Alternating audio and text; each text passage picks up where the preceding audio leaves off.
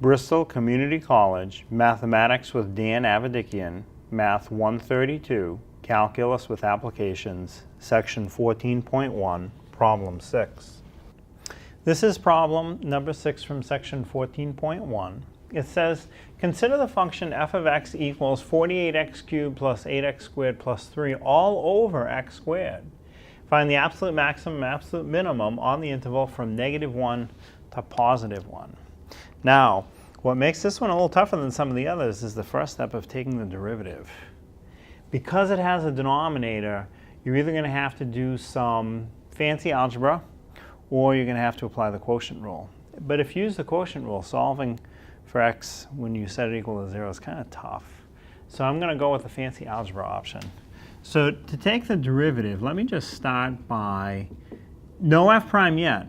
Let me start by, instead of one big fraction, 3 little fractions. So I can have 48x cubed over x squared plus 8x squared over x squared plus 3 over x squared. So instead of having one big fraction, I have 3 separate smaller ones, and you can combine them all with a common denominator, and you'd get the same thing. But this way now I'm going to reduce them all. Again, no f prime yet. This is still f of x. 48x cubed over x squared will be 48x to the first.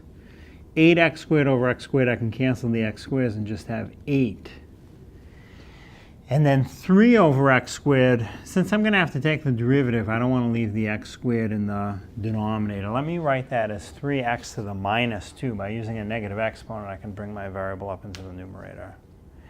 Now it's written in a form where I can easily take the derivative. So now, finally, I'm finishing step 1. Step 1 is usually just a one-line, easy to do for the rest of these. This one had a little extra to it. So the 48x has a derivative of 48. Again, what's happening is I have something with an x to the first. The derivative is the number in front, in this case 48. The next piece, just 8, has no x with it, so its derivative is 0. And then minus 3x to the -2. The 3 is positive, the exponent's negative. It's going to give me a negative 6x to the -3. Careful with this one now. So remember, the -6 here is coming from the exponent of -2 coming down in front times the number in front of +3. -2 times 3, there's my -6. Now when I reduce the exponent by 1, it goes from -2 down to -3. Right? Think of temperature. If it's 2 below 0 and it gets a degree colder, it's now 3 below 0. So that's the f prime. That's the end of step 1. Finally, 48 minus 6x to the -3. So step 2, set it equal to 0. So 48 minus 6x to the -3 equals 0. That's step 2. Step 3, solve for x. Well, let me start by putting the 6x to the -3 over on the right side of the equation. So it comes over, becomes positive 6x to the -3. Now to solve for x, that minus exponent is kind of weird to deal with. So let me make this 48 equals 6 over x to the +3. That's a little better, but I prefer not to have it in the denominator. So it's better than a negative exponent. It's still not good. So what I'm going to do is I'm going to multiply both sides times x to the 3rd and cancel the denominator. So I'm going to do the left side times x to the 3rd, so it'll be 48 times x to the 3rd, and the right side times x to the 3rd, so 6 over x to the 3rd times x to the 3rd. I have an equation. I'm multiplying both sides by the same value. That's legal. I can do that. So x to the 3rd times 48 will be 48x to the 3rd.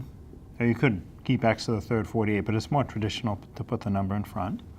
And on the right, I have 6 over x to the 3rd times x to the 3rd. My x to the 3rds will cancel. So I have 48x to the 3rd equals 6. So that's better. The third power is a little tough to deal with. The way I would do this, first divide away the 48. So I'm going to have x to the 3rd equals 6 over 48. I've divided both sides by the 48. So I'm getting the x to the third a little more by itself, and that's 6 over 48. I can reduce that. 6 goes into 6 once, 6 goes into 48 8 times. So now I have x to the third equals 1/8. So I want x, though, not x to the third. So what I'm going to do is cube root of the left side equals cube root of the right side. Again, it's an equation. As long as I do the same thing on both sides, I'm good. So cube root of x cubed is just x. Cube root of 1/8. So what times itself 3 times is 1/8? It is 1/2, right? 1/2 times 1/2 is 1/4 times 1/2 again is 1/8. So x is 1/2. So we have finally solved for x. So now what you do next is find the height of any of your answers from step 3 that are within the given interval. Well, x is positive 1/2 is in between. X is minus 1 and x is positive 1. So we will find the height of x is 1/2.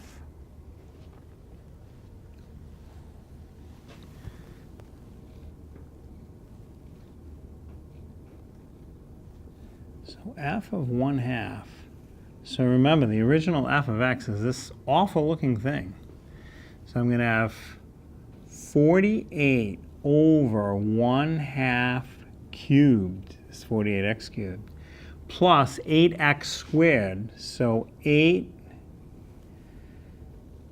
times 1/2 squared plus 3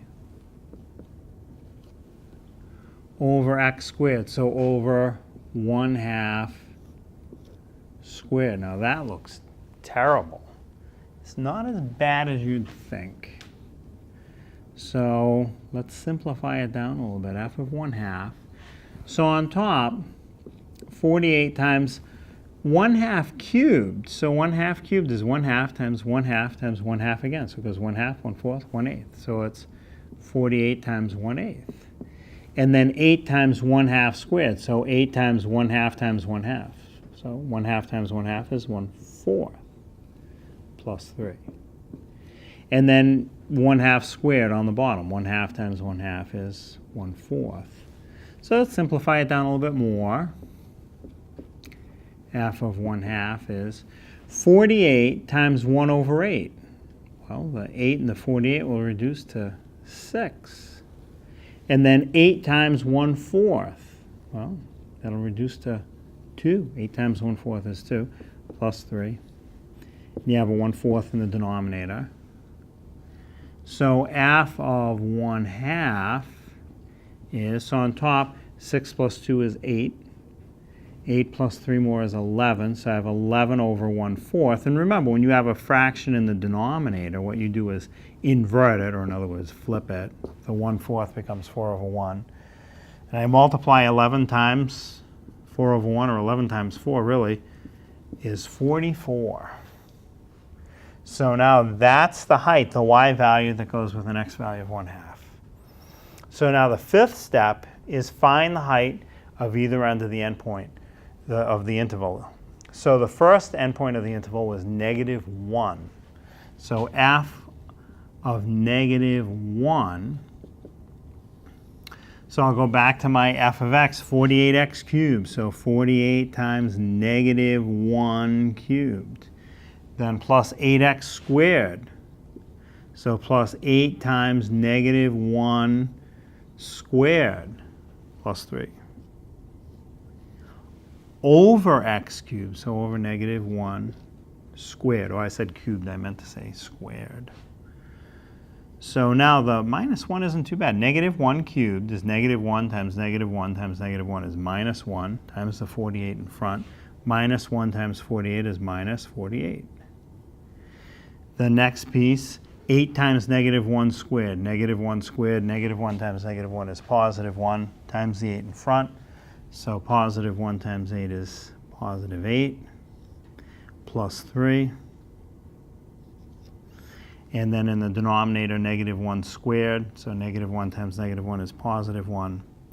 So I have -48 plus 8 is -40. -40 plus 3 is -37.